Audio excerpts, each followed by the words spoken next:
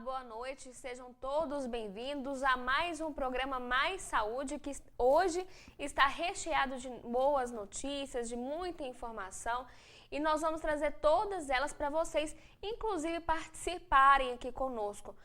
Nós hoje vamos falar a respeito de infectologia, doenças sexualmente transmissíveis, cuidados que as pessoas devem ter, principalmente agora no período de muita preocupação para as autoridades e pessoas responsáveis pela saúde, que é no período de carnaval. Estará aqui conosco a doutora Marisa Costa e Peixoto, ela é infectologista e vai dar todas essas dicas para o pessoal. E também estará conosco hoje o Elson Kajimura, que é psicólogo e também vai falar sobre os riscos dos entorpecentes, principalmente de drogas.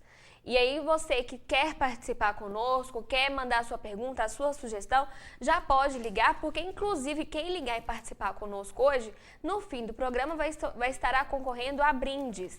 Nós vamos sortear um brinde da Lacqua di Fiore, que fica na Rua General Osório, e também um brinde da Carmen Stefans, que está com 50% de desconto em todo o seu estoque. Se você quer participar conosco, mandar a sua pergunta, já pode ligar através do telefone 3821-4488 ou do WhatsApp 9947-4515. Para a gente começar o programa de hoje, nós vamos começar com a doutora Marisa. Boa noite, tudo bem? Boa noite. Doutora Marisa, esse período agora que a gente está se aproximando do carnaval, é um período que todas as autoridades em relação à saúde se preocupam por conta das doenças sexualmente transmissíveis. Embora a gente saiba que o cuidado deve ser feito durante todo o ano, né? Sim. Nessa época, acaba que a gente tem uma preocupação maior por conta do carnaval, né? As pessoas viajam, saem de casa, vão passear e, às vezes, ali no calor da euforia da brincadeira, esquecem, né? Às vezes, de estar prevenindo. E, às vezes, também porque fazem uso de bebida alcoólica, numa quantidade, às vezes, maior do que a que tem o costume. Acontece também um maior uso de drogas ilícitas, que também acaba diminuindo um pouco, né, assim, o senso da pessoa saber até onde ela pode ir. E muitas vezes, nisso aí, ela esquece de estar prevenindo. Existe alguma estatística em relação a esse momento, a esse período do carnaval? Realmente há alguma comprovação que nesse período aumenta o índice de doença sexualmente transmissível? Sim. Se a gente for olhar o site do Ministério da Saúde, lá a gente vê que nesse período agora, do início do ano, né, e principalmente no período do carnaval, aumenta a quantidade de DSTs, né, das doenças sexualmente transmissíveis, principalmente aquelas DSTs mais simples, porque as doenças sexualmente transmissíveis a gente tem que fazer uma notificação compulsória quando você faz o diagnóstico e vai tratar. E a gente percebe que pós-carnaval aumenta essa notificação, né? E dessas doenças mais simples. Muitas vezes as doenças mais graves, o diagnóstico não acontece naquele momento, porque são doenças que podem não dar sinais tão rápido, né? Mas as doenças mais simples, que dão sinais, por exemplo, de corrimento, às vezes a verruga, que pode aparecer na região da genitália. Então, logo após esse período, a gente percebe que há um aumento, sim. Quando o paciente, a senhora atende no programa de saúde da família aqui em Patos de Minas, quando o paciente te procura, como que é que ele faz, qual que é a dúvida dele, o que ele chega no consultório se queixando? DST, apesar da liberação aí sexual que tem acontecido nos últimos anos, ainda é uma coisa que causa muito constrangimento. Então, a gente nota que, muitas vezes, lá no acolhimento, a pessoa não conta para quem está acolhendo o que aconteceu. E, às vezes, só dentro do consultório que ele vai contar para a gente. Então, os sintomas mais comuns é secreção, corrimento, né? O corrimento com cheiro forte, corrimento amarelado, esverdeado, muitas vezes dor na hora de ter relação, dor para urinar, às vezes aparecimento de verrugas ou ferida, porque tem algumas doenças que podem causar ferida ou na região peniana ou na região da vagina. E além de que pode também algumas doenças causar mal-estar, desânimo, febre, manchas na pele. Então, a gente sempre fica atento a esses sintomas. Mas, igual eu estava falando, a pessoa, às vezes, ela te rodeia para falar que é aquilo ali.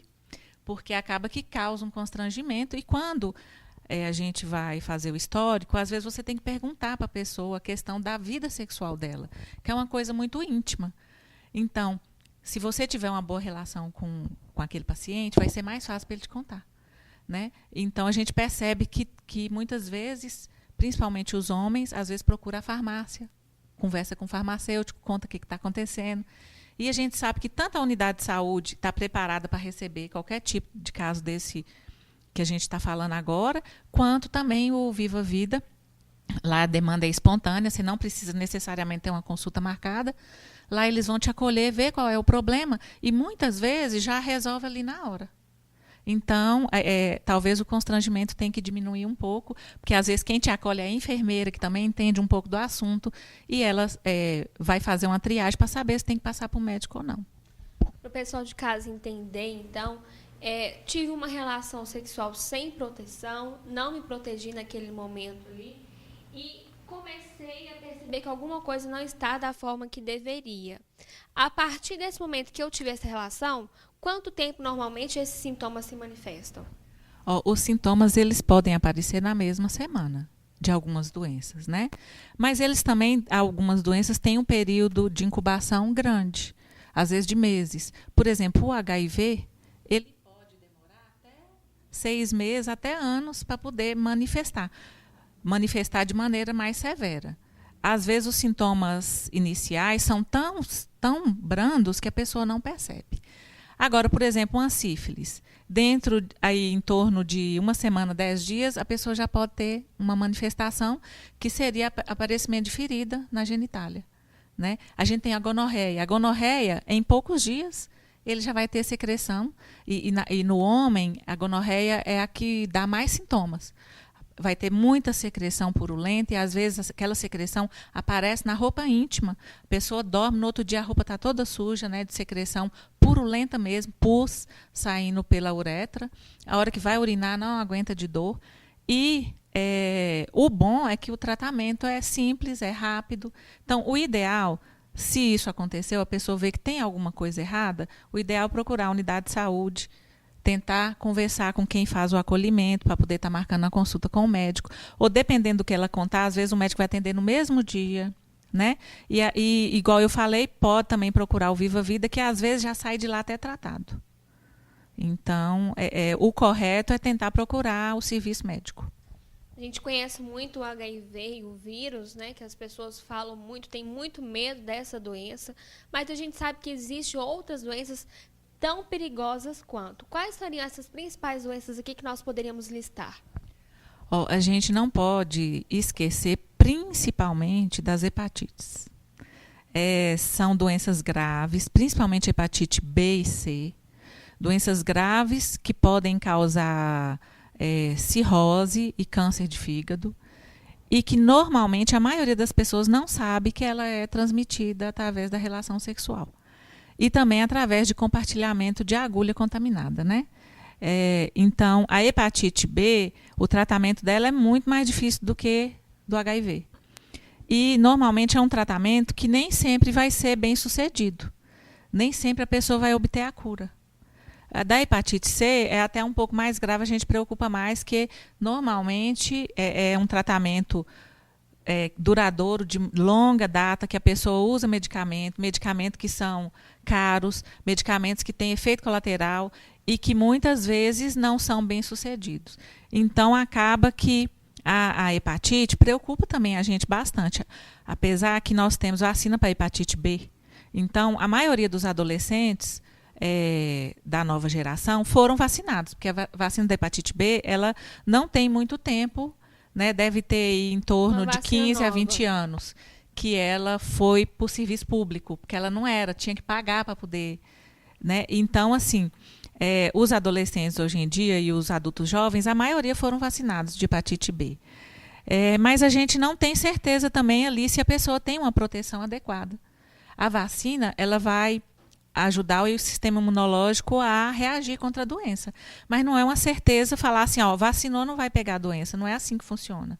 Então, a gente tem que lembrar também das hepatites, que, né, o HIV, ele é um vírus muito sensível. fora do corpo, ele dura poucas horas. E se você for lá lavar com água e sabão, por exemplo, um instrumento, um alicate de unha, foi lá, lavou com água e sabão, passou álcool, o vírus morre. O da hepatite, não, a hepatite B.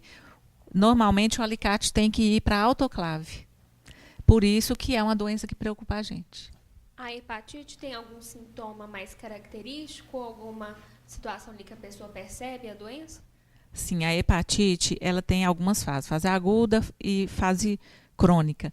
Na fase aguda, a pessoa pode manifestar com poucos sintomas, febre, mal-estar, desânimo, às vezes enjoo, e pode também manifestar o mais comum da hepatite, que é o que a gente chama de icterícia, que é o amarelão. Mas, assim, não são todas as pessoas que vão ter o amarelão. E isso, às vezes, deixa o diagnóstico um pouco obscuro. Às vezes a gente não consegue... São sintomas parecidos com outros tipos de doença, né? Sim. Muito parecido até com a virose, né? Com uma gripe. Então, muitas vezes passa despercebido. E a gente está falando aqui dos sintomas, o HIV também. A fase aguda do HIV é febre, mal-estar, desânimo, falta de apetite. Pode acontecer linfadenomegalia, que a gente fala que é o aumento dos gânglios, surgir ínguas no corpo. Mas muitas vezes isso não acontece. Então, às vezes, só vai manifestar quando o vírus já está agindo, já está causando prejuízo.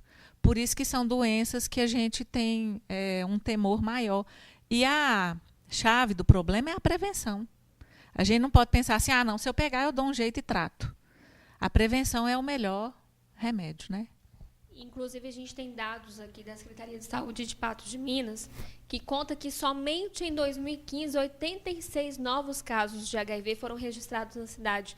Então, é um número muito significativo, principalmente porque tem muitas campanhas justamente tentando mostrar às pessoas a importância da prevenção.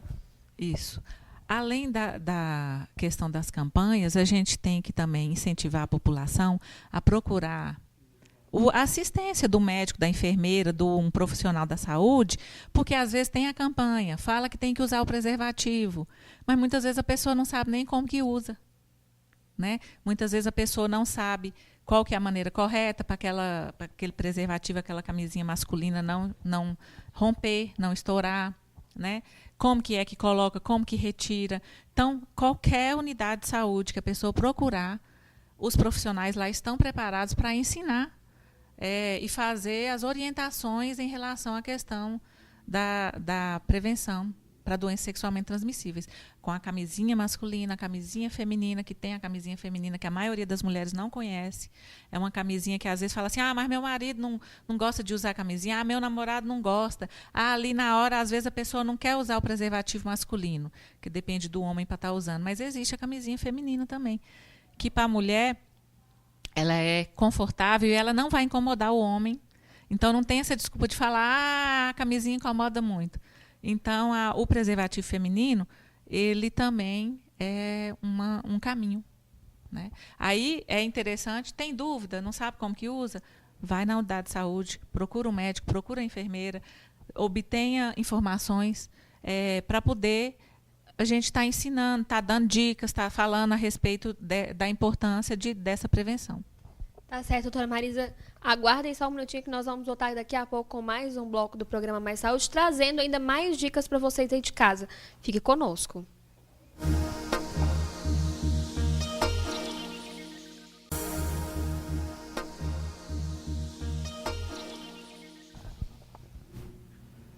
Estamos de volta com mais um bloco do programa Mais Saúde e nesse momento nós vamos continuar falando sobre as doenças sexualmente transmissíveis e os riscos que elas causam. Principalmente nós estamos falando aqui sobre prevenção.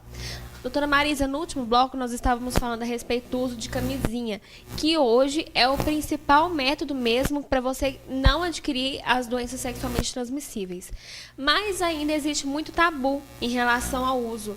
Por que é importante incentivar a população, incentivar o uso desse material para que essas doenças não sejam adquiridas de forma também de todos os tipos de relação sexual? Nós havíamos falado agora mesmo que também as pessoas devem se conscientizar em relação a isso, né? Sim. Qualquer tipo de relação sexual pode transmitir a doenças sexualmente transmissíveis. Porque, assim, a gente sabe que as fontes onde ficam os vírus, as bactérias que causam as doenças sexualmente transmissíveis, está principalmente no esperma, na secreção vaginal, né? Então, a relação sexual oral, anal, vaginal, qualquer uma delas pode causar. É claro que vai depender da lesão que teve ali durante a relação, porque por mais comum que seja a relação sexual, tem microlesões que podem acontecer nas mucosas da vagina, da região do pênis. Se for relação anal, o risco de contaminação aumenta um pouco. Então, a camisinha, eles fizeram até um trabalho onde eles estudaram a questão da porosidade da camisinha, do preservativo, e viram que não existe a possibilidade de passar vírus ou bactérias através ali do látex. Então, a gente sabe que é um método seguro para a gravidez e seguro para doenças sexualmente transmissíveis. Então, assim, às vezes a pessoa preocupa mais na hora que vai ter relação com a questão da gravidez, né? Às vezes fala, eu não quero engravidar, eu vou usar anticoncepcional. Estou tomando anticoncepcional. Isso. E aí despreocupa. Então, o ideal seria usar ou os 2 métodos, que estaria garantindo mais ainda, ou o uso do preservativo de forma correta, protege praticamente o mesmo tanto. Assim, é mais ou menos 98% de proteção, é igual o uso de anticoncepcional. É um método barato, de fácil utilização, quando a pessoa é orientada de como está utilizando. E ainda tem um detalhe. Hoje em dia, as unidades de saúde também disponibilizam a distribuição de preservativo. A pessoa que faz a opção de estar usando o preservativo como método contraceptivo, às vezes até casais, eles fazem uma inscrição na unidade de saúde e todo mês eles vão lá e pegam um X de preservativo, tanto mulher quanto homem, né? O preservativo feminino ele é mais complicado de estar adquirindo, porque ele é um pouco mais caro. Então, a gente não tem disponibilidade tão grande igual é o masculino. Então, muitas vezes, o preservativo feminino, a pessoa tem que estar indo na farmácia comprar, porque nem sempre vai encontrar nas unidades. Mas, de qualquer forma, você que é mulher, está assistindo nosso programa e sabe da importância de cuidar do seu corpo, pega a camisinha, coloca na bolsa, assim como os homens, e utilize. Quando vou sair hoje, tem a possibilidade de acontecer, tem a iniciativa também, né? Isso. Não pode ter vergonha. Apesar do assunto ainda ser tabu, com toda a evolução, igual nós já falamos, não pode ter vergonha. E a gente tem que pensar assim, é o meu corpo, é a minha saúde, é a minha vida. Então, arrumei lá um companheiro, fiquei gostando dele, ali na hora, resolvi que vou ter relação com ele. Ele não quer usar o preservativo, então o ideal era não ter a relação, né? Porque hoje em dia as pessoas têm muito essa questão da liberação sexual, de se autossatisfazer, de ser feliz com a opção sexual que você escolher, mas isso não quer dizer que você deva esquecer de cuidar da sua saúde. Exatamente. E tem que lembrar disso, né? Quem gosta, primeiro a gente tem que gostar da gente para depois o outro nos valorizar. Então, muitas vezes a mulher tem que exigir, que tem que ser daquela forma. E a gente sabe que se a pessoa também souber como fazer, às vezes criar um clima bom para poder estar colocando a camisinha, né? Acaba que no final não vai ter muita diferença ali na questão da relação sexual. Então, a pessoa tem que ter criatividade também em relação a isso. E não deixar que a camisinha seja um empecilho também. Né? Falar, não, nós não vamos namorar não, porque a camisinha está sendo difícil de colocar, a camisinha quebra o clima. Então, a gente não pode pensar dessa maneira. Tem que criar a situação, ser criativo e não abrir mão do uso do preservativo. Tá certo. Agora, a gente tem informação que de 2013 a 2015 foram registrados praticamente 150 novos casos aqui na nossa cidade de Patos de Minas.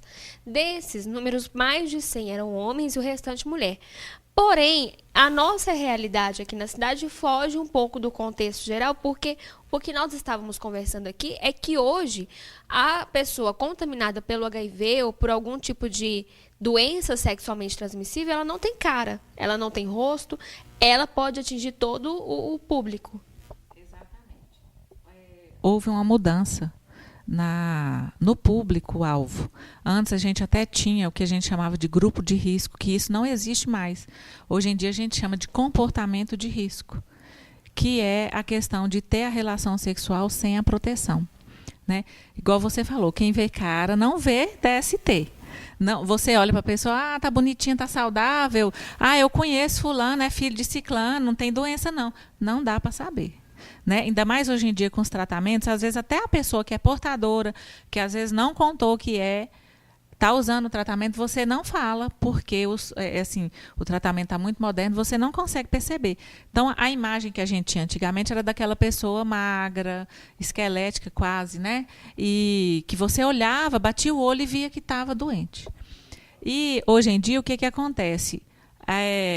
A gente tinha um público antigamente que era de homossexuais, usuários de droga e pacientes que necessitavam de transfusão. E hoje em dia não é mais assim. Eles viram que o número de mulheres cresceu bastante, mulheres casadas, a idade também, aquelas pessoas na terceira idade também aumentou o número de contaminados. Então a gente percebe que aquele perfil de antigamente não existe mais. Né? Então, hoje em dia, é o pessoal da terceira idade, é a mulher, eles viram que houve um crescimento assim, enorme nesse público. Então, é mais um motivo para falar que a camisinha, o preservativo, é para todo mundo. Inclusive, então, pelo que a gente percebeu, entre relações estáveis. Entre relações estáveis. Porque, assim, eu sei a minha vida, mas eu não sei a vida do outro. Então, às vezes, uma relação que a gente tem uma parceria, confia um no outro, mesmo assim, a recomendação é o uso do preservativo. Né? Mesmo aqueles casais que estão casados há muito tempo, a recomendação é usar o preservativo. É claro que cada casal tem ali a combina que ele faz um com o outro. Mas não é uma coisa legal, por exemplo, às vezes, né, a mulher é dona de casa que está lá e às vezes o marido sai, tem outra mulher, às vezes não usa o preservativo com aquela outra parceira e às vezes a mulher nem está sabendo. E vice-versa, que hoje em dia também às vezes é o contrário. Né? O marido está lá tranquilo, fiel, e às vezes a mulher tem outro parceiro sem o marido estar sabendo que tem. Então, o ideal é usar preservativo. E pensar assim, eu não quero a doença para mim, mas eu também não quero passar para aquela pessoa que está comigo. E a gente sabe que também há outras formas de contaminação. Às vezes a pessoa não necessariamente teve uma relação fora do casamento, mas então, inclusive é um assunto que as pessoas devem ficar bastante atentas. Fui na manicure, não usei o material esterilizado e fiquei contaminada ali por algum determinado tipo de doença. É importante também ter cuidado com o material que você utiliza. Exatamente. Igual a gente falou aqui, as hepatites que preocupam mais. Nas pesquisas, a gente percebe que com o HIV, acidente com material perfluorocortante, material médico, o alicate ou material de dentista, não tem nenhuma comprovação assim, científica que realmente foi por aquele motivo. Então, são pouquíssimos casos, o índice é baixíssimo. Já as hepatites não é assim. Eu acho assim, com as minhas pacientes lá, as mulheres que gostam de fazer a unha, o que eu recomendo é o uso do seu material. Compra o seu alicate, compra aquele que empurra a unha ali e use o seu material. Vai facilitar para a manicure, né? Porque você levando o seu material é até mais fácil para ela. Ou então, se você não for usar o seu material, exija que seja um alicate que passou pela autoclave. A maioria dos salões que tem uma seriedade, eles têm a autoclave própria lá para esterilizar o alicate, né?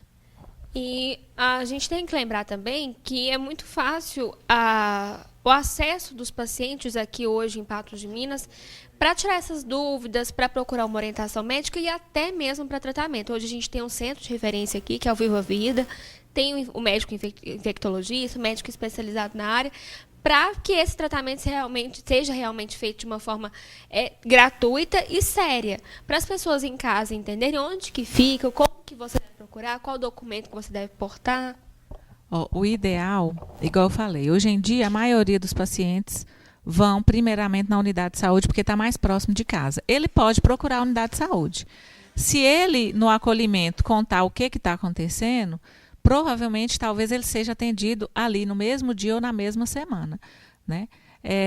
Se não puder, se ele preferir, por exemplo, ir procurar, o Viva a Vida também, igual a gente falou, ele é aberto, qualquer pessoa pode estar procurando. Ele fica localizado próximo da antiga UPA. É bem ali na Rua do Fundo da Marabá, onde era a UPA antiga.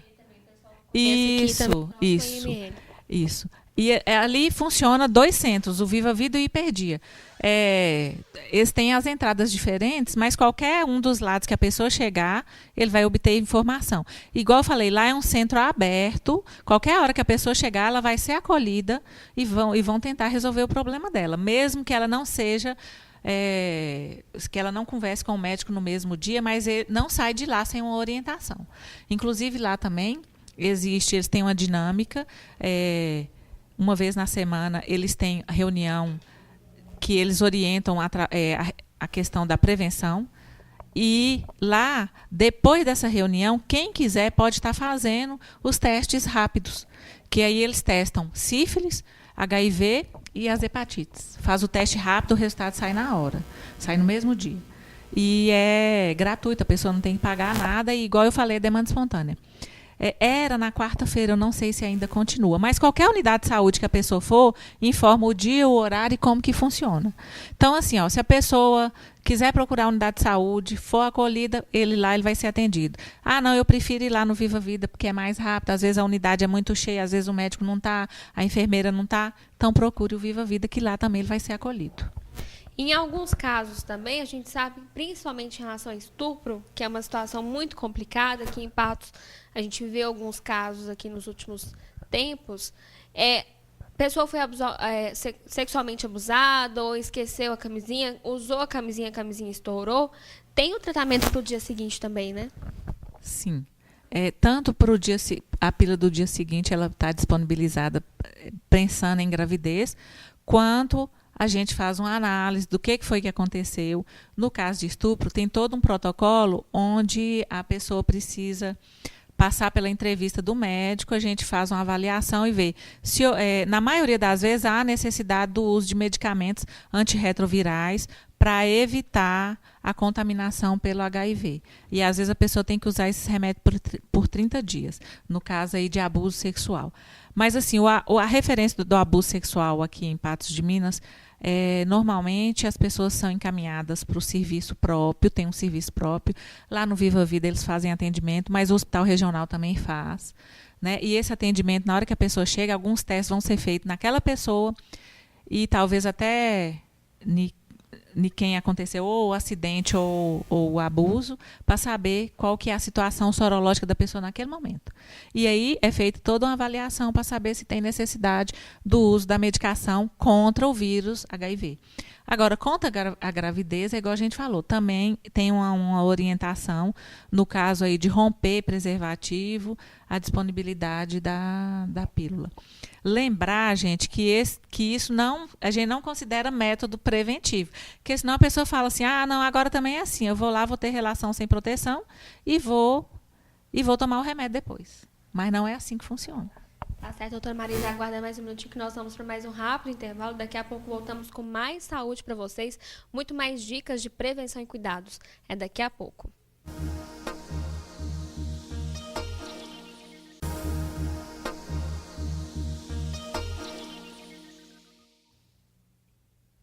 Voltamos com a terceira parte do programa Mais Saúde dessa terça-feira. E antes de mais nada, eu gostaria de agradecer a sua presença conosco hoje, doutora Marisa, por ter trago muitas informações e novidades, pessoal, dicas de prevenção, porque todo cuidado, principalmente nesse período de carnaval, é muito importante, né? Muito importante. Eu agradeço o convite, né, e a oportunidade de estar aqui falando um pouquinho, né, porque, igual a gente já disse, a prevenção é a chave do negócio, né, do sucesso. Então, agradeço, muito obrigada pelo convite. Obrigada pela sua participação, contamos com você aqui mais vezes. Com certeza. Até mais, então. Bom, gente, agora eu quero dar uma dica toda especial do Colchão Oriental J2000, e quem traz o recado para nós é a Flávia Faria. Flávia, é com você. Boa noite a você, telespectador do programa Mais Saúde. Eu queria falar hoje para vocês sobre a hérnia de disco. Gente, a hérnia de disco, ela é muito mais comum do que a gente imagina. Ela pode acontecer no pescoço, pode acontecer na região lombar onde é mais comum, e ela causa muita dor. E ela é causada justamente pelas más posturas que a gente adquire no dia a dia, carregando um peso de forma inadequada, dormindo num colchão que não é adequado. Então, quando a gente tem uma hérnia de disco, é isso aqui que acontece na nossa coluna. Esse aqui é um disco inflamado que saiu. Então, a hérnia, justamente quando ela sai para fora dos discos intervertebrais, das vértebras, desculpa. Então, quando ela sai já inflamada, ela causa muita dor. O colchão oriental J2000, ele tem uma propriedade de um anti-inflamatório que é natural. Então, ele vai ajudar você a diminuir essa dor, diminuindo a inflamação, consequentemente, você tem diminuição da dor também. Além disso, ele vai alinhar a sua coluna. Quando você deita nesse colchão, você sente que a sua postura está mais alinhada, então ajuda a reduzir as dores, melhorar a sua postura, e aí, com isso, você vai ter uma melhora também da sua hérnia de disco. Não é legal? Gente, ligue para o 0800 943 2000 para você conhecer um pouco mais sobre os benefícios do colchão oriental J2000 e saber qual que é o tipo mais apropriado para você. Eu tenho certeza que um dos tipos de colchão oriental J2000 vai ser o mais adequado para você. E tem promoção, viu? Você adquirindo o colchão oriental J2000, você ganha uma linda cama box. Muito obrigada pelas dicas, Flávia. E é isso aí. Semana que vem ela volta trazendo muito mais informações e dicas para vocês aí de casa. Bom, gente, agora mudando de assunto, mas ainda falando sobre os riscos, principalmente nesse período de carnaval, nós estamos recebendo agora o Dr. Elson Kajimura, que é professor do curso de psicologia e psicólogo também. Boa noite, seja bem-vindo ao programa Mais Saúde. Boa noite, eu quero agradecer pela oportunidade, pelo convite. Dr. Elson, hoje nosso programa está sendo todo especial dedicado aos cuidados, aí, principalmente que o pessoal deve ter durante o período de carnaval. Nós falamos sobre doenças sexualmente transmissíveis no último bloco, e agora nós vamos tocar num assunto também que requer muito cuidado, principalmente nesse período, que são o uso de entorpecentes. São esses cuidados que as pessoas devem ter, porque às vezes a pessoa está ali numa festa, está curtindo, mas não sabe que está ingerindo de repente algum tipo de substância química. Quais são esses cuidados que a pessoa deve ter durante esse período? Acho que, antes de mais nada, a questão do uso de substâncias psicoativas, em qualquer excesso, ela causa algum risco, algum dano. Então, é uma crença inadequada de que as pessoas que nunca usaram alguma substância não correm risco. Mesmo aquela pessoa que nunca experimentou, seja um lança-perfume, um tipo de substância sintética, né, pode correr algum risco. Eu acho que a questão é, primeiro, né, a gente ter consciência daquilo que a gente está usando. Então, muito se fala em relação ao crack, à cocaína e às outras substâncias ilícitas, ilegais. Mas nós sabemos que a substância mais consumida, principalmente no carnaval e em outras celebrações, em outras comemorações, é justamente o álcool. Então, o álcool, ele usado de uma maneira demasiada, ele é uma substância depressora do sistema nervoso central. As pessoas, para ficar um pouco mais clara, a pessoa vai ficando desligada, vai ficando devagar. E nós sabemos que muitas pessoas podem chegar ao coma alcoólico, devido à quantidade de substância ingerida e devido à tolerância que ela vai desenvolvendo em relação a essa substância. Então, nós sabemos, as campanhas sempre pregam isso, da questão do dirigir alcoolizado. Você aumenta muito os riscos em relação a acidentes. E também nós sabemos que o álcool está muito relacionado à violência, né? A gente sabe dos casos de violência doméstica. Então, já que a pessoa necessariamente vai fazer uso, né, no carnaval, o que a gente espera é que a pessoa possa usar de uma maneira moderada. E as pessoas têm uma visão equivocada do que seja uma quantidade moderada. Então, é uma quantidade que realmente a pessoa possa exercer um controle sobre esse uso e que não fique embriagado.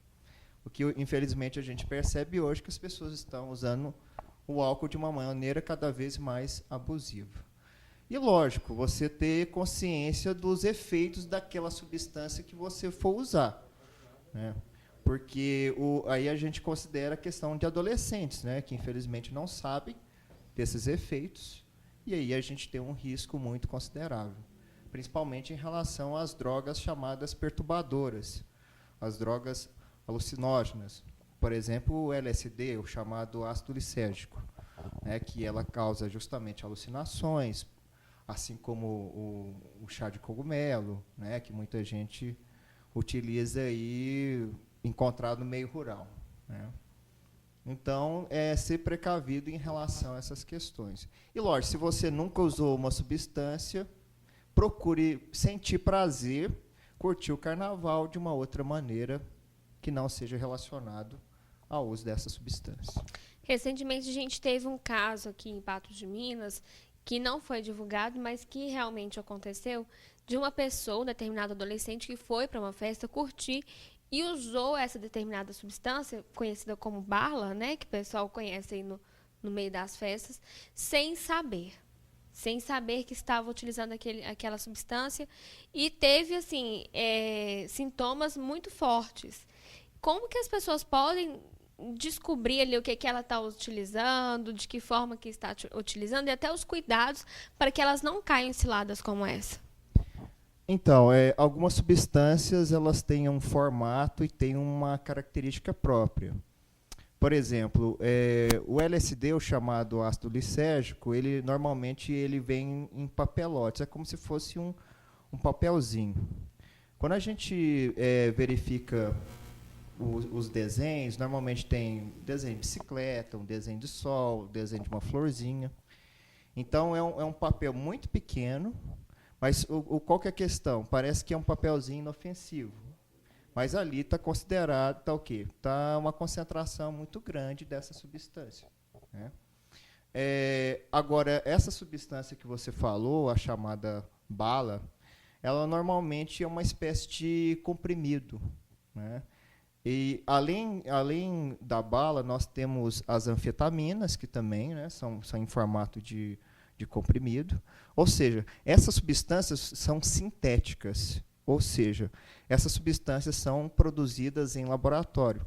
Então, fica mais fácil da gente identificá-las a partir disso. Diferentemente da maconha, né? A maconha ela parece entre aspas, né, um cocô de vaca moído, né, o aspecto dela. É um mato, assim, são pequenos galinhos, né, pequenas folhas, né, e sementes, né, da cannabis sativa, que é a planta. E lógico que a cocaína ela é em formato de pó. E o crack ele tem formato de como se fosse... Nós aqui da região de Patos de Minas, o pessoal faz muito sabão em bola. Então, quando o sabão desanda, fica aquela coisa meio empelotada. Então, o crack tem aquele formato de cristais. Mas parece não são cristais transparentes, né? É uma cor um pouco bege, um marrom mais claro, né? Ela tem esse aspecto. Então, as pessoas ficarem atentas em relação a isso. E, lógico, né, você não vai... por exemplo, o lança-perfume, que normalmente ele vem num vidro comprido com um gatilho na extremidade desse vidro, né, alongado. Então, seria assim, as drogas comuns que são fáceis de serem identificadas no carnaval e que muita gente utiliza. Então, ficar atento em relação às pessoas que oferecem essa substância. Tá certo. Daqui a pouco a gente vai voltar a falar a respeito desse assunto, porque requer muito cuidado realmente. Mas antes eu gostaria de lembrar o pessoal aí de casa que nós estamos recebendo ligações, sugestões. As pessoas que tiverem dúvidas podem participar aqui conosco. Inclusive as pessoas que ligarem estarão concorrendo no fim do programa a 2 brindes. Um da Lacqua de Fiore, que fica na Rua General Osório, e o outro da Carmen Stefas, que está com 50% de desconto em todo o estoque. Então participe conosco, mande a sua pergunta e nós voltamos daqui a pouco.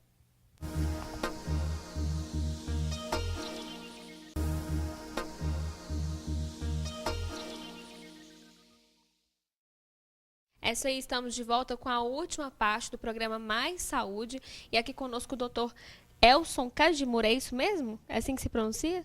Sim. Tá certo, né? Doutor Elson, nós falamos agora mesmo sobre os tipos diferentes de droga. Mas quais efeitos essas substâncias causam para as pessoas que utilizam delas? Então, nós temos 4 tipos de drogas classificadas de uma maneira geral. Então, nós temos as drogas depressoras do sistema nervoso central. Quando eu falo sistema nervoso central, eu falo basicamente o cérebro. Nós temos as drogas estimulantes, né, que aumentam a atividade do cérebro, por exemplo, a cocaína, né, a nicotina presente no cigarro.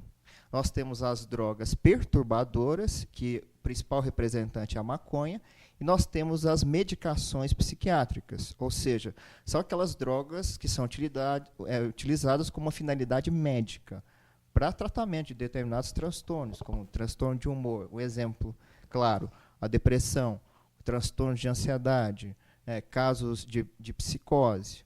Então, nós temos os antipsicóticos. Então, basicamente, nós temos essas substâncias. Então, dependendo de cada substância, e aí a gente vai considerar alguns fatores, como frequência, quantidade, circunstância, amplitude desse uso, aí a gente vai ter maiores danos e menores danos. Então, eu gosto muito de falar para os pais, né, para profissionais da área de educação, profissionais da área da saúde, que a gente pode ter consequências mais prejudiciais e menos prejudiciais, dependendo desses aspectos. Então, mas basicamente, falando em linhas gerais, nós temos os efeitos relacionados às ações diretamente no cérebro, né, sistema nervoso central. E em relação a isso, o senhor tem dados, inclusive, de uso, né, dessas substâncias. Quais são os dados que a gente pode apresentar para o pessoal de casa? Então, só para a gente ter uma ideia, um estudo de 2005, que considerou cidades acima de 200 mil habitantes, todas as capitais do país e também o Distrito Federal, foram mais de 2.000 pessoas entrevistadas, e 78,4% dessas pessoas afirmaram ter usado álcool pelo menos uma vez na vida. É lógico, né, pessoal? Isso não significa que todos são dependentes, mas considera um aspecto cultural, que o álcool está presente no dia a dia de muitas pessoas. Então, só para a gente ter uma ideia, na nossa região, a nossa região sudeste, foi a que teve o maior índice de uso de álcool, em termos de dependentes dessa substância. Ou seja, aproximadamente 12% da população apresentou sinais e sintomas que definem como dependente de álcool, ou seja, sofrem do alcoolismo. E outros dados importantes. Nós percebemos que, a cada estudo, o uso de substâncias, seja lícitas, seja ilícitas, ou seja, legais e ilegais, estão ocorrendo de uma maneira mais precoce. Só para termos uma ideia, o uso do álcool ele é, em média, utilizado pela primeira vez aos 12 anos e 8 meses. O tabaco, um pouco mais, por volta de 13 anos e 5 meses, e substâncias ilícitas, como a maconha e a cocaína, por volta de 14 anos e poucos meses. Então, ou seja, se na década de 80 as pessoas utilizavam normalmente a substância pela primeira vez ao ingressarem, por exemplo, na faculdade, ou seja, isso acontecia lá por 18 anos, agora a gente vê que esse uso está acontecendo cada vez mais cedo. No ensino médio. E isso aí é um dado preocupante, né? Esse uso muito... Porque o que acontece? O adolescente ainda está desenvolvendo do ponto de vista orgânico, do ponto de vista físico. Então, e da mesma forma, o cérebro dele está em desenvolvimento. Então, essas substâncias, dependendo como elas forem utilizadas nessa fase, pode causar um prejuízo que é irreversível. Ou seja, lá na frente a gente vai ter um adulto com dificuldade de raciocínio, dificuldade atencional, né? Isso é comprovado. Aquelas pessoas falam assim, eu estou usando maconha, não faz mal nenhum, faz menos mal que o cigarro, então isso é balela, é mentira. É mentira. É mentira, vai causar algum tipo de prejuízo. Principalmente, vamos pensar, se um adolescente chega na escola sobre efeito de maconha, os estudos já estão bem claros em relação à memória. Então, ele vai estar lá prestando atenção na professora, na explicação da professora. Sobre o efeito de maconha, ele não vai aprender nada, porque ele não vai reter aquela informação. Ou seja, a memória dele está o quê? Prejudicada naquele momento. Então, pode ser que, naquele momento, ele acredite que esteja aprendendo. Mas, na verdade, depois que ele for embora para casa, ele vai perceber que não aprendeu nada. Né? A gente não pode esquecer também que são substâncias tóxicas. Por essa característica, necessariamente vão interferir no funcionamento dos neurônios. E vão matar neurônios também. Né? A gente usa uma metáfora que, dependendo da forma que a pessoa vai usar a maconha na adolescência, é como se fosse o cérebro fosse um pé de alface, né? Um pé de alface bonito, um pé de alface vistoso, e a partir do momento que ela vai fumando maconha de uma maneira crônica, ou seja, né, grandes quantidades, né, num período de tempo curto, é como se esse pé de alface bonito e vistoso ele fosse murchando com o tempo. Ou seja, o cérebro ele vai sendo afetado pelo uso dessa substância. Hoje, nós podemos dizer que existe um perfil de pessoas que utilizam substâncias, tanto as ilícitas quanto as lícitas. Existe um perfil de usuário dessas substâncias? Isso aí é um mito que existe. O uso de substâncias lícitas e ilícitas estão presentes independente de gênero, mulher e homem, independente de idade, criança, adolescente, adulto, idoso, independente de crença religiosa, independente de condição socioeconômica. É lógico, alguns tipos de drogas são mais caras? São. Né? Vamos pensar a heroína. A heroína ela não é acessível a todos. Né? Ela não é uma droga cara. Uma cocaína de boa qualidade, vamos colocar assim, não é acessível a todos. Mas as substâncias psicoativas são acessíveis a qualquer um.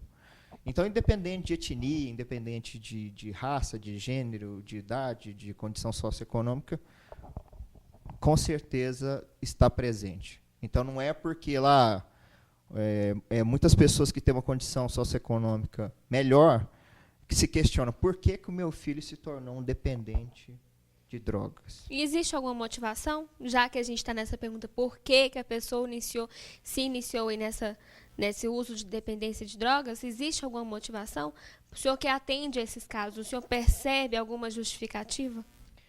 Um aspecto que é muito comum, que a gente percebe, é como que foi o comportamento dos pais ao longo do desenvolvimento desse dependente. Então, é o que a gente chama de comportamento de facilitação ou permissividade.